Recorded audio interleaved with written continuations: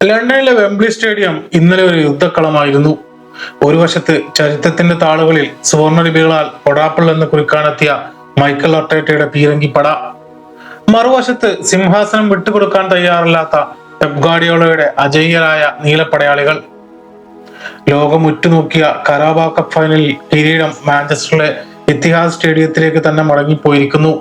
ആഴ്സണലിന്റെ സ്വപ്നങ്ങളെ വെറും 4 മിനിറ്റുകൾ കൊണ്ട് തകർത്തെറിഞ്ഞ ഒരു 19കാരന്റെ ഉദയത്തിനാണ് ഇന്നലെ ഫുട്ബോൾ ലോകം സാക്ഷ്യം വഹിച്ചത്. നിക്കോ ഒറേലി എന്ന കൗമാരക്കാരൻ വെംബ്ലിയിൽ വിസ്മയം തീർത്തപ്പോൾ തകർന്നടിഞ്ഞത് ആഴ്സണലിന്റെ വർഷങ്ങളായുള്ള കിരീട സ്വപ്നങ്ങളായിരുന്നു. തന്ത്രങ്ങളുടെ ചതുരംഗകളത്തിൽ മൈക്കൽ അർട്ടേറ്റയ്ക്ക് പിടിഞ്ഞ ഒരു അബദ്ധം മത്സരത്തിന്റെ ഗതി തന്നെ മാറ്റിമറിച്ചു.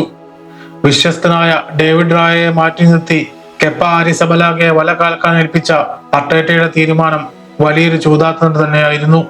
ആദ്യ പകുതിയിൽ ഇരു ടീമുകളും ഇഞ്ചോടിഞ്ച് പൊരുതിയപ്പോൾ സിറ്റിയുടെ യുവ ഗോളി ജെയിംസ് സ്ട്രാഫോർഡ് ഗോൾ വലയ്ക്ക് മുമ്പിൽ ഒരു വൻമതിലായി മാറി.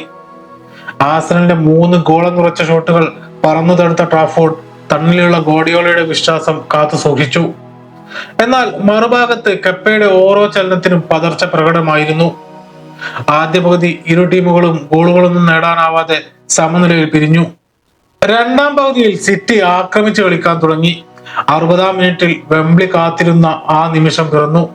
റയാൻ ചെർക്കിയുടെ ഒരു ലളിതമായ ക്രോസ് പിടിച്ചെടുക്കുന്നതിൽ കെപ്പയ്ക്ക് പിഴച്ചു. പന്ത് കയ്യിൽ നിന്നും വഴുതിയ നിമിഷം ഒരു വേട്ടമൃഗത്തിന്റെ വേഗതയോടെ പാഞ്ഞെടുത്ത നിക്കോ ഒറേലി തന്റെ തല കൊണ്ട് പന്ത് വലയിലേക്ക് ചെത്തിയിട്ടു. വെംബ്ലി ഇളകി മറിഞ്ഞു. എന്നാൽ അത് വെറും ഒരു തുടക്കം മാത്രമായിരുന്നു. 4 മിനിറ്റുകൾക്ക് ശേഷം മത്തിയസ് ന്യൂനസിന്റെ മനോഹരമായ ക്രോസിൽ ഒറേലി വീണ്ടും സ്കോർ ചെയ്തപ്പോൾ ആഴ്സണലിന്റെ ഹൃദയമിടിപ്പ് നിലച്ചു. ഇത്തവണയും ഒരു മനോഹരമായ ഹെഡറിലൂടെയായിരുന്നു ഒറേലി ലക്ഷ്യം കണ്ടത്. ടീമിന്റെ വിജയം ഉറപ്പായ നിമിഷം. കൊച്ചുകുട്ടിയെപ്പോലെ ആവേശത്തോടെ ടച്ച് ലൈനിലൂടെ ഓടിയ ഗാർഡിയോളയുടെ ചിത്രം സിറ്റി ഫാൻസിന് ഒരിക്കലും മറക്കാനാവാത്ത അനുഭവം തന്നെ നൽകിയിട്ടുണ്ടാകണം. ചാമ്പ്യൻസ് ലീഗിലെ തോൽവിയുടെ കയ്പും പ്രീമിയർ ലീഗിലെ പോയിന്റ് നഷ്ടങ്ങളും സിറ്റിയെ തളർത്തിയിട്ടില്ലെന്ന് ഈ വിജയം ലോകത്തിന് കാണിച്ചു കൊടുക്കുന്നു. 5ാം തവണയും കരബാവോ കപ്പിൽ മുത്തമിടുന്ന ആദ്യ പരിശീലകനായി പെപ് ഗാർഡിയോള ചരിത്രത്തിലേക്ക് നടന്നു കയറി. തോമസ് ട്യൂഷലിന്റെ കൺമുന്നിൽ വെച്ച് നിക്കോളാസ് ഒറേലി എന്ന യുവതാരം നടത്തിയ ഈ പ്രകടനം ഇംഗ്ലീഷ് ഫുട്ബോളിന്റെ ഭാവി സുരക്ഷിതമാണെന്ന് വിളംബരം ചെയ്യുന്നു.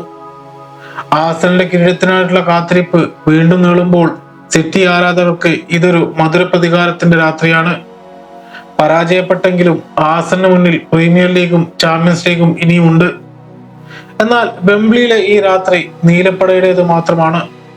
പ്രീമിയർ ലീഗിൽ ഏപ്രിൽ 18-ന് സിറ്റിയെ നേരിടാനിരിക്കുന്ന ആഴ്സണലിന് ഈ തോൽവിക്ക് മധുര പ്രതികാരം ചെയ്യാനുള്ള അവസരം മുന്നിലുണ്ട്.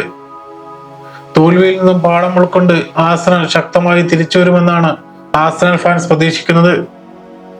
കരബാവോ കപ്പിന്റെ ഫൈനലിൽ എവിടെയാണ് ആഴ്സണലിന് പിഴച്ചത്? ഡേവിഡ് റായയ്ക്ക് പകരം കെപ്പയെ ഇറക്കിയ തീരുമാനം ഒരു മണ്ടത്തരമായിരുന്നു. എന്താണ് നിങ്ങളുടെ അഭിപ്രായം? കമന്റ് ചെയ്യൂ.